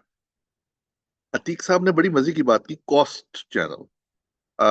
स्टेट बैंक की वेबसाइट पे नहीं होगा पेपर, डॉक्टर अतर मकसूद साहब का एक पेपर है जिसमें उन्होंने कहा कि there is very weak link of cost channel, very weak link. 2022 का पेपर है, I think Taylor and Francis के किसी जर्नल में छपा हुआ है, स्टूडेंट का होगा नस्ट की, वहां से उन्होंने इन इन इन को ऑथरशिप में छापा होगा. So there is very weak. बाकी बहुत सारे लोगों ने पार्ट की पीएचडी में, बहुत सारे और लोगों ने इंटरेस्ट रेट मैकेनिज्म को, मॉनेटरी ट्रांसमिशन मैकेनिज्म को कहीं ना कहीं टेस्ट किया है, और वो उससे ज्यादा सिग्निफिकेंट आया जो कॉस्ट से था. तो एक तो हमें ये बात माननी पड़ेगी कि इंटरेस्ट रेट को नीचे ही होना चाहिए. अगर हम इन्फ्लेशन को कंट्रोल करना चाहते हैं तो इंटरेस्ट रेट के अलावा कुछ और भी सोचना चाहिए. अगर आप अभी भी ग्राफ उठा के देख लें, इन्फ्लेशन मॉनिटर जो स्टेट बैंक की रिपोर्ट आती है उसमें नवंबर का देख लें, दिसंबर का देख लें, तो शुरू में एक ग्राफ होगा कि मई 2023 तक कैसे इन्फ्लेशन 38%. वो 38% की जरा आप बंदर बांट करके तो उसको थोड़ा बाइफरकेट करके देखना है. उसमें मैक्सिमम फूड इन्फ्लेशन. अब फूड इन्फ्लेशन कम होना शुरू हुआ, बहुत कम होना शुरू हुआ, तकरीबन नेगेटिव भी किसी मंथ में गया है वो, तो इन्फ्लेशन हमारा नीचे ओवरऑल आना शुरू हो गया. अभी भी इंटरेस्ट रेट, मैं उड़ान पे आता हूँ, एसडीजीज पे आता हूँ, अभी भी जो कोर इन्फ्लेशन है वो अराउंड 10% है. अभी भी जो हम non food non energy inflation कहते हैं वो इतना नीचे नहीं गया है कि हम 12% से नीचे इंटरेस्ट रेट लेकर आए. That's why they did not reduce it from 13 to 12% उन्होंने किया, इससे ज्यादा उन्होंने रिड्यूस नहीं किया है. मेरा अपना व्यू ये था 2-2.5% तो करेंगे, जो आतिफ इकराम और बाकी सारे लोग कह रहे थे एफपीसी से आए में, शायद बिजनेसमैन की इस बात सुनेंगे, बट उन्होंने नहीं सुनी. तो मैं डेटा जब मैंने खंगालना शुरू किया तो मुझे पता लगा, अच्छा 10 point something percentage is your non is your core inflation. तो अभी भी हमारे पास ऐसा, अभी भी फूड प्राइसेस अगर एकदम से बढ़ गई, जो रमजान आ रहा है इंशाल्लाह बढ़ेंगी, हम मुसलमान लोग हैं, हमें प्रॉफिट कमानी होती है रमजान में, तो बढ़ेंगी प्राइसेस. तो जैसे ही प्राइसेस बढ़ेंगी तो इन्फ्लेशन ऊपर जाएगा, और 3 से 4% अगर इन्फ्लेशन जाता है तो वही 7-8% करीब इन्फ्लेशन आ जाएगा. एक चीज तो ये है, स्टेट बैंक कंट्रोल करने की कोशिश कर रहा है 5 to 7 या 5.5 to 7.5. किसी ने बात की थी हम इन्फ्लेशन टारगेटिंग कर रहे हैं या नहीं करें. इसे इन्फ्लेशन बैंड टारगेटिंग 5 से 7 के दरमियान में कोशिश करेंगे. 5 to 7 का मतलब ये है कि इंटरेस्ट रेट पे तकरीबन 9% के करीब आ जाएगा. जी मेरा अपना व्यू है कि 9% पे आ जाएगा, सिंगल डिजिट. बट क्या 9% पे लोग इंटरेस्ट इन्वेस्ट करना शुरू कर देंगे? क्या 9% पे उड़ान, पाकिस्तान की उड़ान जो है वो शुरू हो जाएगी? क्या हम एक्सपोर्ट्स अपनी बढ़ाना शुरू कर देंगे? क्या टैक्स आना शुरू हो जाएगा, जो टैक्स का एक वेरिएबल है? क्या एक्सपोर्ट्स के अंदर जो एंटी एक्सपोर्ट बायसेस है वो खत्म हो जाएंगे? क्या हमने जो एम्पावरमेंट और इक्वालिटी की बात की है, जो एनर्जी प्राइसेस की बात की है, क्या एनर्जी प्राइसेस नीचे आ जाएंगी? क्या ई पाकिस्तान और डिजिटल पाकिस्तान शुरू हो जाएगा? क्या कनेक्टिविटी लोड्स की और बाकी तमाम इंटरनेट क्वालिटी की वो बेहतर हो जाएगी? सो इंटरेस्ट रेट से भाई कुछ नहीं होने वाला. बहुत सारी और चीजें हैं. जैसे नदीम साहब ने कहा कि स्लज है, स्लज बेसिकली स्लज ऑडिट होता है कि कितनी रेगुलेशंस है, कितनी एनओसीज हैं, जिसकी वजह से आपकी ट्रांजैक्शन कॉस्ट इंक्रीज कर जाती है. ट्रांजैक्शन कॉस्ट इंक्रीज करने से आपकी प्रॉफिटेबिलिटी नीचे आती है. अच्छा, एक तो ट्रांजैक्शन कॉस्ट होगी. आपको छोटी सी ब्यूरोक्रेसी हर्डल बताऊं. एक बंदे की इंपोर्ट पड़ी हुई है लाहौर में या कराची में, जहां भी आप कह लें, डेमरेज पड़ रहा है ₹1,00,000 एक दिन का. फाइल फंसी हुई है उसकी किसी गवर्नमेंट डिपार्टमेंट में, और फाइल के फंसने की वजह से क्या हुआ, उसको ₹1,00,000 डेली का डेमरेज पे करना पड़ा. ये मेरे दोस्त के साथ अभी फिलहाल हुआ है, मैं मिनिस्ट्री वगैरह का नाम नहीं लेता. 35 days he has to pay demurrage on that. ₹35 lakh उन्होंने डैमरेज की, तो वो उनकी ट्रांजेक्शन कॉस्ट आ गई ना. ब्यूरोक्रेसी हर्डल्स, एनओसी लेना है, अप्रूवल लेनी है, परमिशन इकॉनमी है, तो वो 35 लाख रुपया फजूल का उनको पे करना पड़ा, जो ट्रांजैक्शन कॉस्ट आया होगी उनकी प्रॉफिटेबिलिटी। तो इस किस्म की सिचुएशन में इन्वेस्टमेंट नहीं आती। हाँ, बिल्कुल वो कमा रहे हैं, बिल्कुल उनकी कॉस्ट। अब ये सोचेंगे वो 35 लाख रुपया की वो प्राइसेस नीचे भी की जा सकती थी, बट नहीं, अब उन्होंने ऊपर ही करनी है। ऑफ कोर्स उनकी एक ट्रांजैक्शन कॉस्ट है। दूसरी चीज एसडीजीज है, सस्टेनेबल डेवलपमेंट गोल्स के अंदर जो पहला गोल पॉवर्टी का है, पॉवर्टी को इफेक्ट करता है इन्फ्लेशन, बिल्कुल करता है, बट देखना ये है कि पास थ्रू कितना है। क्या पास थ्रू 10% इन्फ्लेशन का 3% है टू लोअर क्विंटल, या 13% है, या 10%? ये हो यूनिफॉर्म डिस्ट्रीब्यूशन। देखें, एक चीज बड़ी सिंपल सी है, आप कोई चीज बना रहे हैं, 10% इन्फ्लेशन हुआ, आपने भी अपनी प्राइस 10 रुपए बढ़ा दी, 10% बढ़ा दी, तो आप लेवल पे हैं, आपकी रियल इनकम में कोई डिफरेंस नहीं आएगा। आप 10% बढ़ा रहे हैं प्राइसेस, लेकिन आपको इफेक्ट 8% कर रही है, तो आप वेल ऑफ हो जाओगे रिलेटिवली। सो डिपेंड करता है कि आपको इन्फ्लेशन जो हो रहा है वो आपके क्विंटल को, आपके ग्रुप को कैसे इफेक्ट कर रहा है।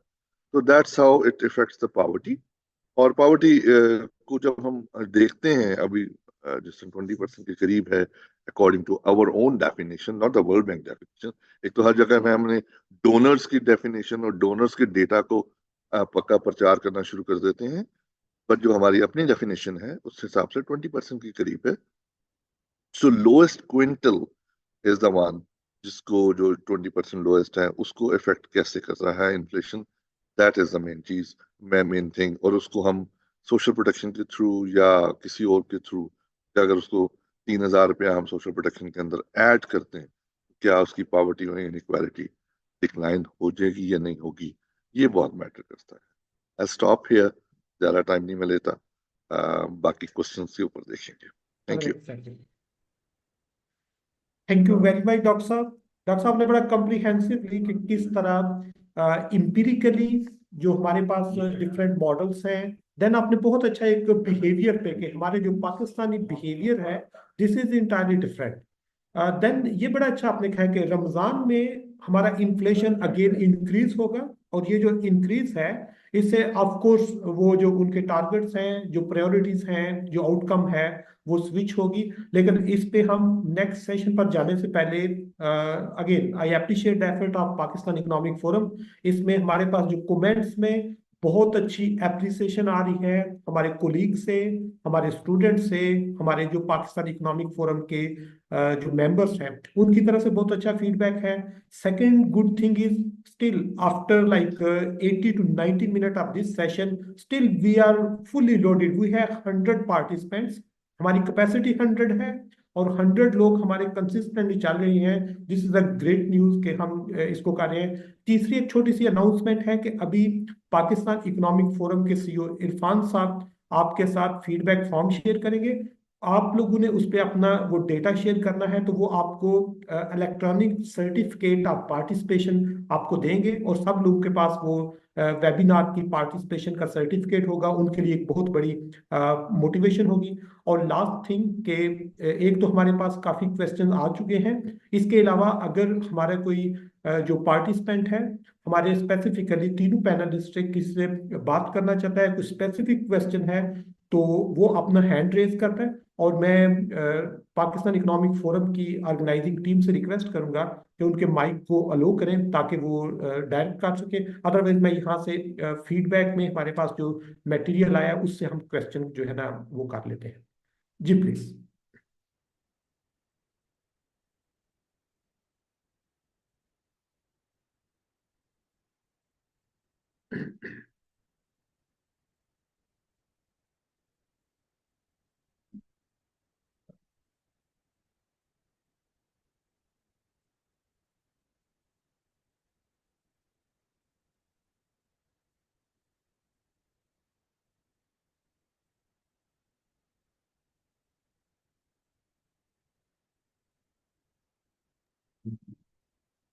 इरफान साहब इसको थोड़ा देखना, आपने इनको अलो करें। अदरवाइज उतनी देर तक हमारे पास हमारे कोलीग हैं डॉक्टर मुनीबुद्दीन, इन्हें ये है कि how do we assess the trade off between inflation control and economic growth in Pakistan current monetary policy stands. और ये वो कहते हैं कि डॉक्टर तलत साहब इस पे हमें थोड़ा सा अगर बता दें कि किस तरह trade off between inflation control and economic growth, इससे क्या हमारी इकोनॉमी इन कमिंग डेज किस डायरेक्शन में चलेगी। तो इस पे डॉक्टर साहब बात करते हैं, इतनी देर तक हम नेक्स्ट क्वेश्चन भी ले लेते हैं। डॉक्टर तलत साहब प्लीज। जी, thank you very much doctor Sameer साहब। बड़ा इंटरेस्टिंग क्वेश्चन है ट्रेड ऑफ का। असल में आप देखें ना कि इंटरेस्ट रेट जो बेंचमार्क है वो कैसे फिक्स होना चाहिए, क्या होना चाहिए।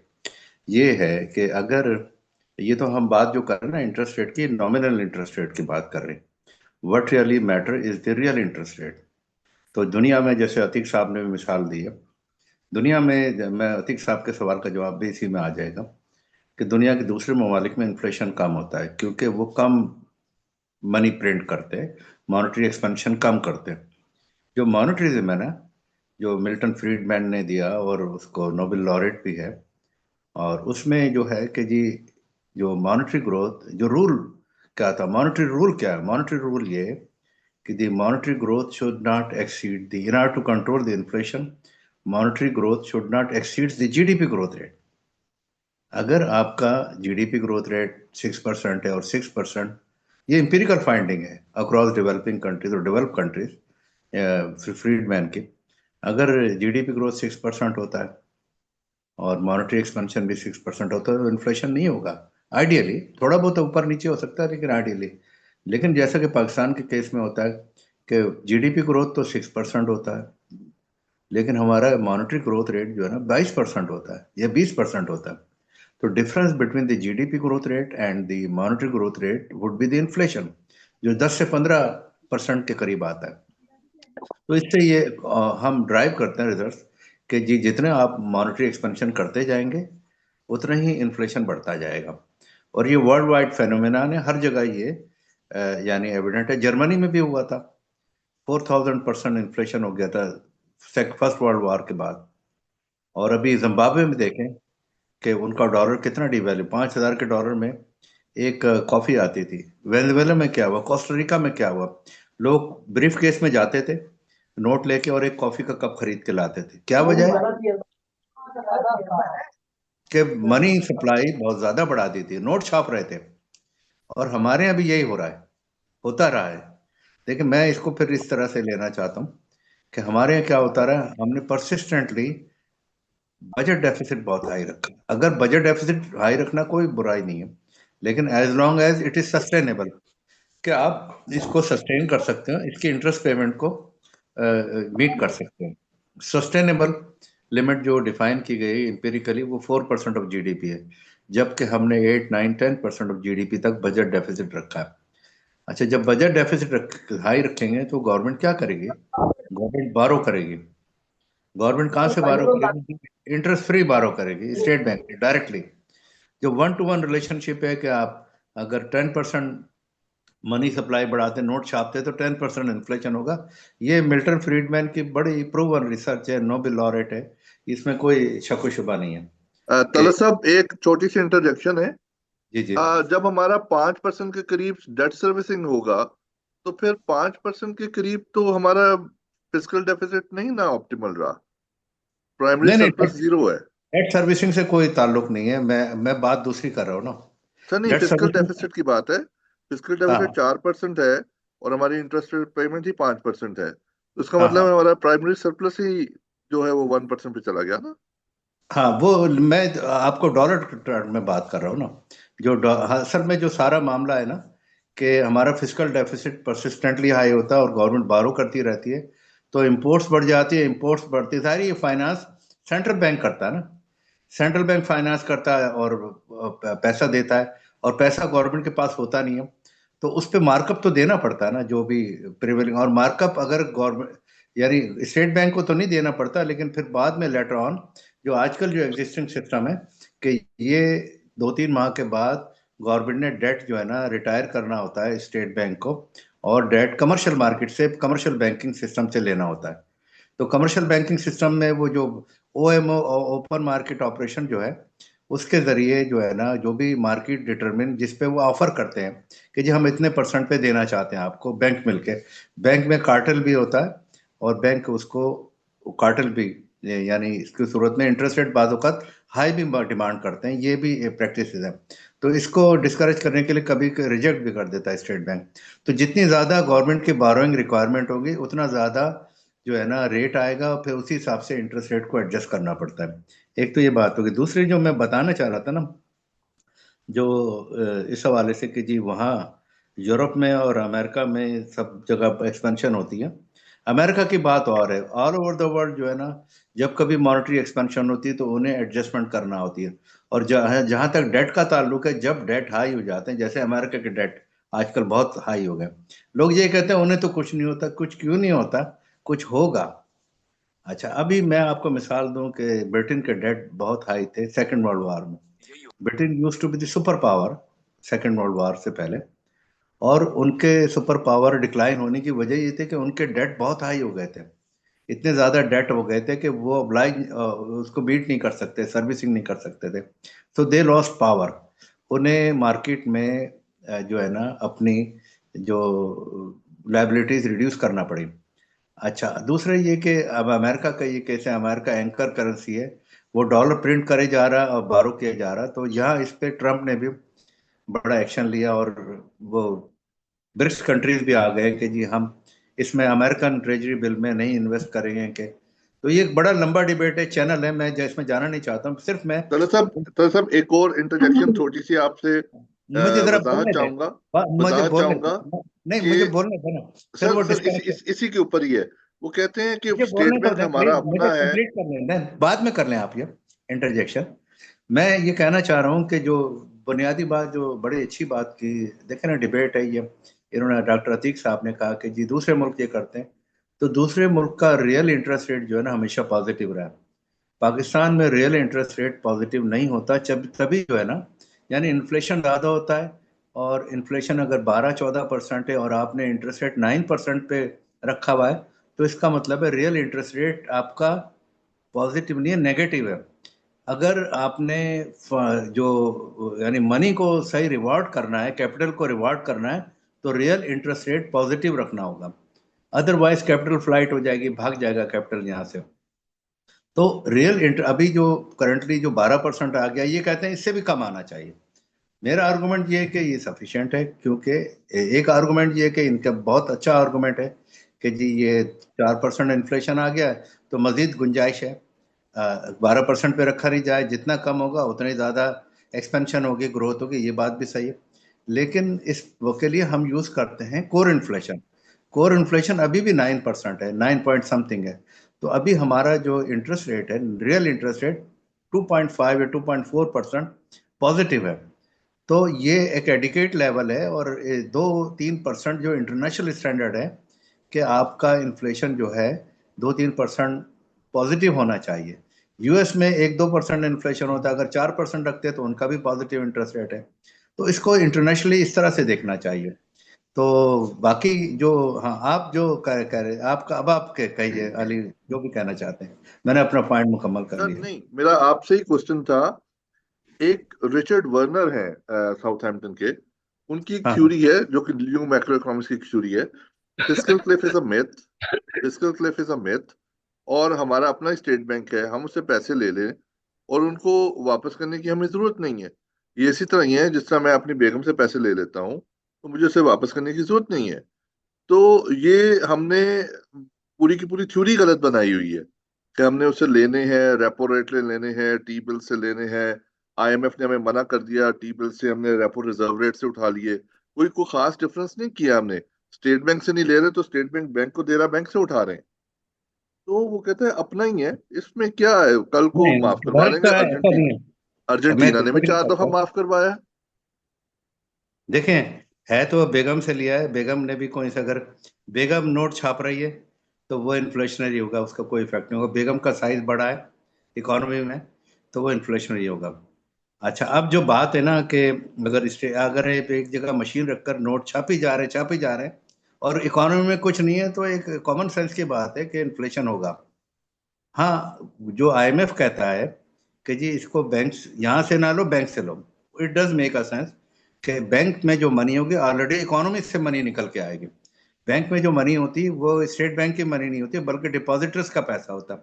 जो डिपॉजिटर्स का पैसा होता है, बैंक ने डिपॉजिटर को सर्टेन इंटरेस्ट रेट देना होता है, और डिपॉजिटर को इंटरेस्ट रेट देने के लिए वो टी बिल में इन्वेस्ट करता है बैंक जो है, तो वो ये मार्केट रेट हो जाता है कि ये कॉस्ट ऑफ कैपिटल है। तो बात पॉइंट यही है कि जैसे कोई आदमी फ्री काम नहीं कर सकता, लेबर की कॉस्ट वेजेस होती है और कैपिटल की कॉस्ट इंटरेस्ट रेट है। इंटरेस्ट रेट अगर नहीं देंगे तो कहाँ से फिर वो उसको कैपिटल को रिवार्ड किया जाएगा? कैपिटल को रिवार्ड नहीं करेंगे तो कैपिटल होगा ही नहीं, अवेलेबल ही नहीं होगा, डिप्लीट वेरी हो गुड, जाएगा। वेरी गुड जी डॉक्टर साहब। आज के सेशन की दो खूबसूरती, एक तो ये कि हमारे participants are very much happy.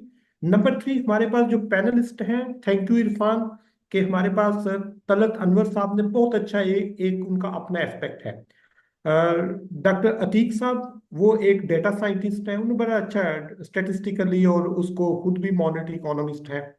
तो अली कमाल साहब ने बहुत अच्छा एक नया मार्केट का वो ट्रेंड दिया कि रेट ऑफ इंटरेस्ट या जो पॉलिसी रेट है ये शायद इतना इंपॉर्टेंट है, इसके अलावा बाकी चीजें। तो ये इसकी खूबसूरती है कि डिबेट में हमारे पास बहुत सारे सवाल आ भी रहे हैं, लेकिन हम एंड पे सिर्फ एक कमेंट और एक फीडबैक लेंगे।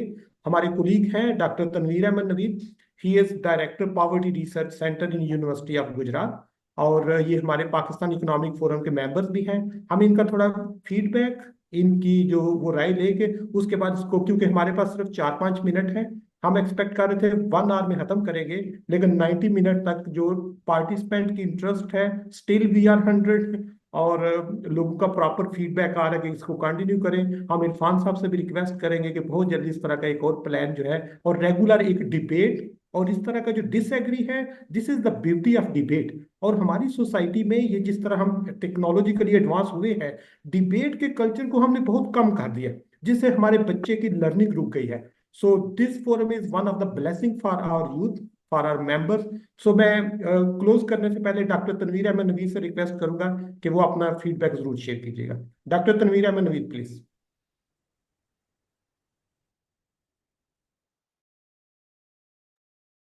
जी सर। अस्सलाम वालेकुम। अस्सलाम वालेकुम डॉक्टर साहब। वालेकुम सलाम।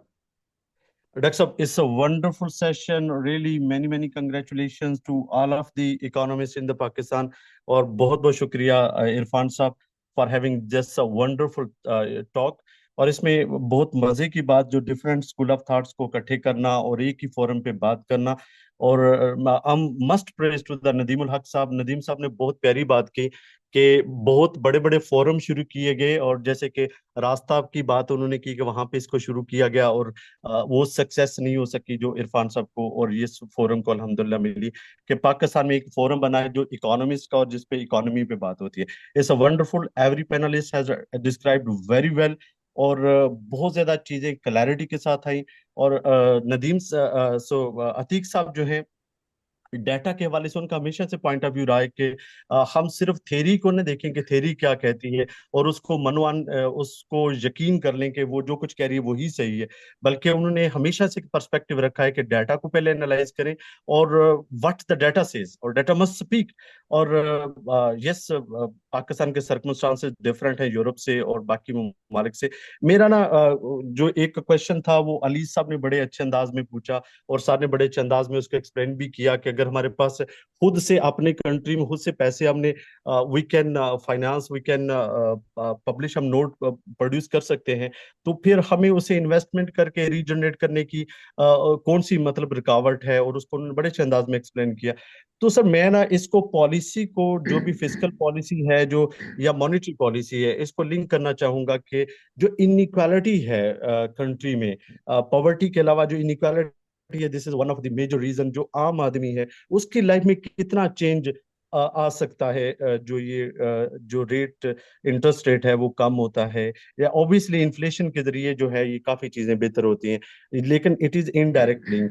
डायरेक्टली जो इन्वेस्टमेंट के चैनल्स हैं, जो मार्जिनलाइज कम्युनिटीज हैं, जो सेग्रीगेटेड हैं, जो कि दूर में देहात में है, आम आदमी है, उसको इंटरेस्ट रेट के इस राइज से सॉरी डिक्लाइन से किस तरह से बेनिफिट हो सकता है, और जो कंट्री में ओवरऑल इनइक्वालिटी की सिचुएशन है उस पे इसके असरात कैसे बेहतर हो सकते हैं या कैसे किए जा सकते हैं, या फर्दर जो है हमें कौन से और फंडामेंटल्स उनको लेके इसमें ऐड करके जो है जो मॉनेटरी पॉलिसी है उसको ज्यादा इफेक्टिव करके जैसा कि आपने कहा ना अली कमाल साहब ने कि जो पॉवर्टी है वो वन ऑफ द जो हमारे एसडीजीज उनमें पहला टारगेट है, तो जो इनइक्वालिटी है उसको कैसे कैसे देखते हैं कि कैसे कम किया जा सकता है ओवरऑल जो डॉक्टर साहब, थैंक monetary- यू। जी डॉक्टर बहुत तनवीर शुक्रिया। Ahmed, thank you very much for appreciation for your feedback. और हम एंड पे सिर्फ क्योंकि हमारा टाइम 2-3 मिनट है सिर्फ, इसमें पाकिस्तान इकोनॉमिक फोरम की एक तो इंस्ट्रक्शन है, उससे पहले हम अली कमाल साहब को रिक्वेस्ट करेंगे कि 1 मिनट में जस्ट इस पे, जिस तरह डॉक्टर तनवीर ने कहा कि इनइक्वालिटी के हवाले से सिर्फ थोड़ा सा ब्रीफ कर दें, तो फिर हम सेशन को क्लोज करते हैं। डॉक्टर साहब प्लीज। बहुत शुक्रिया समी एंड बहुत शुक्रिया तनवीर साहब। बड़ा सिंपल सी बात है, साजिद अमीन का इस पे बड़ा अच्छा पेपर है, एंड उसके उसके साथ थोड़ा सा वो कहते हैं काम उठूंगी मैंने भी मारी थी। बेसिकली आप हार्बर्जर में देख लें या किसी भी देख लें, इंटरेस्ट रेट कैपिटल की इनकम होती है और वेजेस जो है वो लेबर की इनकम होती है। इन दो क्लासेस को अगर देख लें, अगर इंटरेस्ट रेट हाई होगा तो कैपिटलिस्ट क्लास को फायदा होगा, तो जितना इंटरेस्ट रेट हायर होगा उतना कैपिटल क्लास की इनकम ज्यादा होगी, और जो डिफरेंस है बिटवीन लेबर एंड कैपिटल वो मजीद बढ़ता जाएगा, तो आपकी इनइक्वालिटी बढ़ती जाएगी।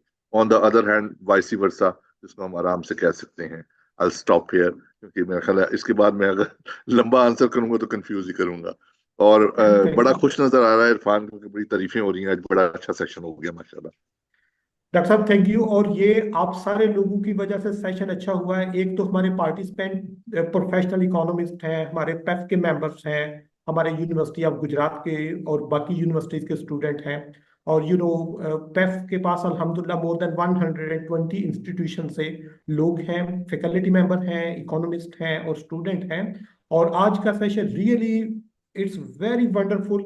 एक तो बहुत अच्छा मुख्तलिफ एस्पेक्ट से बात हुई, फिर एक डिबेट का फोरम, एक प्रॉपर डिबेट के हर बंदे ने अपना एक एस्पेक्ट जो है वो शेयर किया। और तीसरी चीज इसमें थोड़ा सा डॉक्टर अतीक साहब से हम माजरत करेंगे कि वो उनके पास अभी काफी चीजें थी, लेकिन टाइम थोड़ा सा हम चाहते हैं कि हमारा जो है, जिन लोगों ने प्लान किया है कि 6:30 से 8 तक, हम इंशाल्लाह बहुत जल्दी डॉक्टर अतीक साहब आपको एक और सेशन में अपने साथ लेंगे। तो पाकिस्तान इकोनॉमिक फोरम ने आपके पास फीडबैक फॉर्म शेयर कर दिया है, वो काइंडली सबमिट कराएं। हम आप इसके मेंबर भी होंगे और आपको ई सर्टिफिकेट भी मिल जाएगा।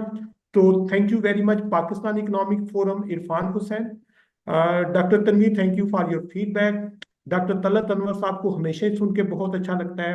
अतीक साहब, thank you very much for your time, और नेक्स्ट टाइम हम आपको सुनेंगे।